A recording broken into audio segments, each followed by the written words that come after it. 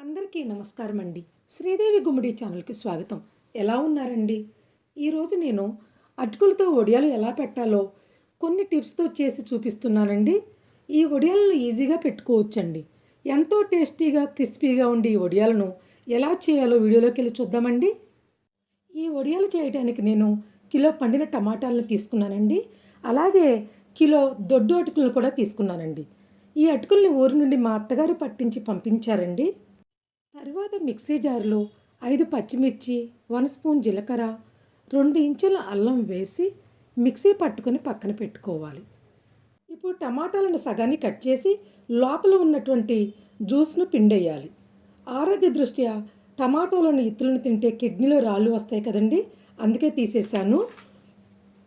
తరువాత చిన్న ముక్కలుగా కట్ చేసి మిక్సీ జార్లో వేసి ఇలా మెత్తగా పేస్ట్ చేసుకొని ఒక గిన్నెలో వేసుకోవాలి. ఈ పేస్ట్లో మిక్సీ పట్టుకున్నటువంటి పచ్చిమిర్చి, అల్లం పేస్టు, ఇత్తుల్లో ఉన్నటువంటి జ్యూస్ను కూడా దీనిలో వడపోసుకోవాలి. తరువాత ఈ పేస్ట్లో అరకప్పు నువ్వులు, 1 స్పూన్ సాల్ట్, 1 స్పూన్ కారం, కొత్తిమీర వేసి మంచిగా కలుపుకోవాలి. తరువాత దీనిలో కొంచెం కొంచెం అటుకులను పోసుకుంటూ కలుపుకోవాలి. జ్యూస్ని ఇలా ఉన్నప్పుడు పోయటం ఆపేసి 5 నిమిషాలు వదిలేయాలి. 5 నిమిషాల తర్వాత అటుకులు జ్యూస్ని మంచిగా పీల్చుకుంటాయండి. పీల్చుకున్నాక ఇలా ఉండవ్వాలండి. ఒకవేళ ఉండవకపోతే కనుక మరికొన్ని అటుకులను పోసుకోవాలి. జ్యూస్లో అటుకుల్ని పోసాక ఇంకా కొన్ని అటుకులు మిగిలాయండి. అటుకులు ఎన్ని పడితే అన్ని మాత్రమే పోసుకోవాలండి. ఇప్పుడు నిమ్మ సైజంత అటుకుల మిశ్రమాన్ని తీసుకొని ఉండలాగా చేసి ఇలా చేతిలో పెట్టి అదుముకోవాలి. చుట్టూ ఏమైనా పగుళ్ళు వస్తే కనుక ఇలా సరిచేసుకోవాలి. మిశ్రమం మొత్తాన్ని ఇలాగే చేసుకోవాలండి.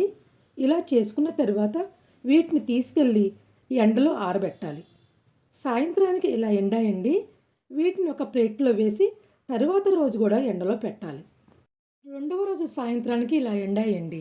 ఇలా ఎండినటువంటి వీటిని ఒక డబ్బాలో పోసి స్టోర్ చేసుకోవాలి. ఇప్పుడు వీటిని వేయించి చూపిస్తానండి. కళాయిలో ఇవి మునగటానికి సరిపడా ఆయిల్ వేసి వేడెక్కాక ఫ్లేమ్ని సిమ్లో పెట్టి పక్క నుండి చిన్నగా ఈ వడియాలను వేయాలండి. పైనుండి వేస్తే ఆయిల్ చిందే అవకాశం ఉంటుంది కాబట్టి ఇలా వేయాలండి. ఇలా గోల్డెన్ బ్రౌన్ కలర్ రాగానే ఆయిల్లో నుండి తీసివేయాలి. మీకు ఎన్ని కావాలంటే అన్నీ ఇలాగే వేయించుకోవాలండి. చూశారు కదండి టమాటా అటుకులు వడియాలు ఎలా చేయాలో. మీరు కూడా తప్పకుండా ట్రై చేయండి. ఈ వీడియో మీకు నచ్చినట్లయితే షేర్ చేయండి, లైక్ చేయండి, సబ్స్క్రైబ్ చేయండి. ధన్యవాదాలండి.